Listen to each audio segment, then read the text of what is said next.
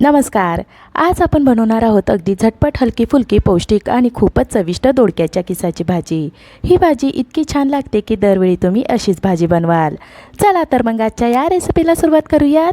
इथे मी पाव किलो दोडके धुवून स्वच्छ कपड्याने कोरडे करून घेतलेले आहेत. दोडक्याची आमटी किंवा भाजी बनवण्यासाठी आपण त्याच्या शिरा काढतो, पण किस बनवायचा असेल तर शिरा काढल्या नाहीत तरी चालेल. पण दोडका कोवळा असणे आवश्यक आहे. दोडका किसणीने किसून घ्यायचा आहे. दोडका किसून झालाय. आता आपण पुढच्या क्रियेकडे वळूयात. कढईमध्ये 2 छोटी पळी शेंगदाण्याचे तेल घालूयात. तुम्ही दुसरे कोणतेही रिफाईंड तेलाचा वापर करू शकता.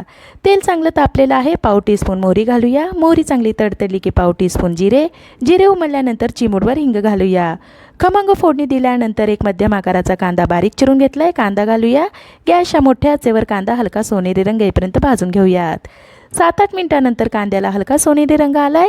4 हिरव्या मिरच्या, 5-6 लसूण पाकळ्या मिक्सरमध्ये त्याची पेस्ट बनवून घेतली आहे.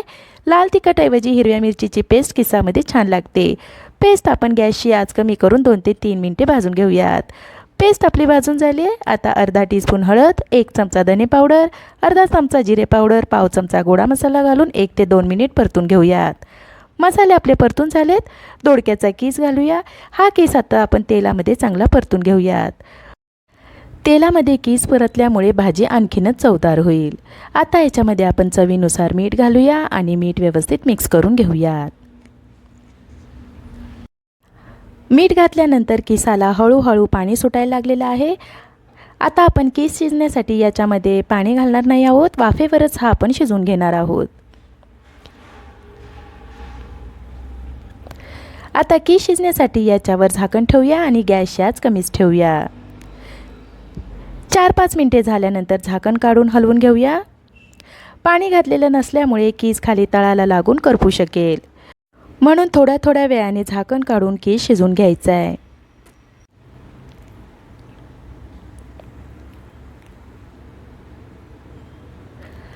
दहा 12 मिनिटे झाल्यानंतर किस शिजला आहे का नाही ते पाहूयात. 10 ते 12 मिनिटांनंतर 2 वेळा झाकण काढून किस मी हलवून घेतलेला आहे.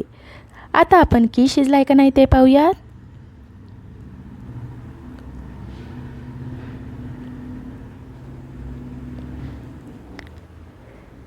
किस शिजलेला आहे. आता हा किस आणखीनच चवदार व्हावा म्हणून याच्यामध्ये 1 चमचा भाजलेल्या शेंगदाण्याचे बारीक कूट घालूया आणि व्यवस्थित मिक्स करून घेऊयात.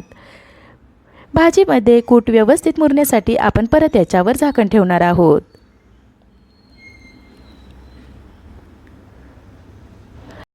2 ते 3 मिनिटे झालेली आहेत. झाकण काढूया. सगळ्यात शेवटी आता आपण बारीक चिरलेली कोथिंबीर घालून हलवून घेऊयात.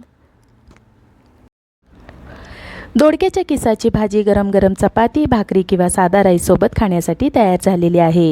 ही भाजी तुम्ही डब्यासाठी किंवा जेवणासाठी बनवू शकता. अशी भाजी तुम्ही नक्की करून बघा आणि कशी झाली ते मला कमेंट बॉक्समध्ये सांगायला विसरू नका.